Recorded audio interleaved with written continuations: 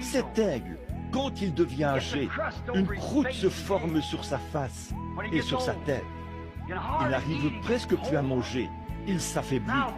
Son bec ne s'ouvre plus correctement, il devient presque aveugle.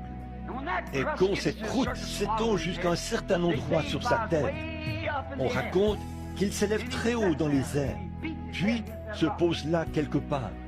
Et il frappe le rocher avec sa tête pour faire, si possible, tomber cette croûte. Il roule les yeux et lance un regard en arrière. Il frappe contre la croûte. Oh, il faut qu'elle se détache. Il faut qu'elle se détache. Sinon, il va mourir. Il doit faire tomber cette croûte de sa face et de son bec. Alors, il frappe sa tête d'un côté puis de l'autre. Il frappe jusqu'à ce que cette croûte tombe. Et quand la croûte tombe, après l'avoir frappé contre ce rocher, il lance alors un cri et se met à battre des ailes. Il est joyeux parce qu'il sait qu'il va avoir de nouvelles plumes. Il va pouvoir se nourrir de nouveau de vitamines. Il va rajeunir.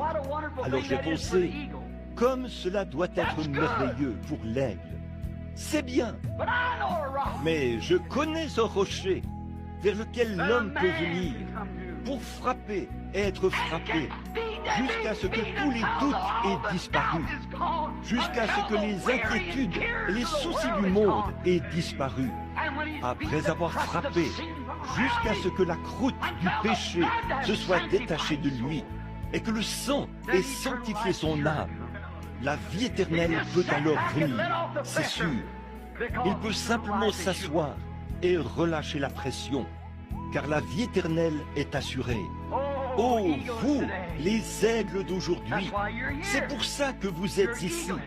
Vous êtes des aiglons, mais si la croûte a commencé à masquer votre vue, les soucis du monde, ou si vous n'arrivez pas à avaler toute la nourriture de Dieu, venons à ce rocher dans une terre altérée. Venons là et frappons sur l'autel jusqu'à ce que la croûte se casse, que nos yeux voient de nouveau clairement Jésus et que les soucis de ce monde aient disparu. Alors la pression s'en ira. Il est un rocher dans une terre altérée, un abri à l'heure de la tempête, un refuge, un havre de repos pour ceux qui sont là. Venons à cet endroit.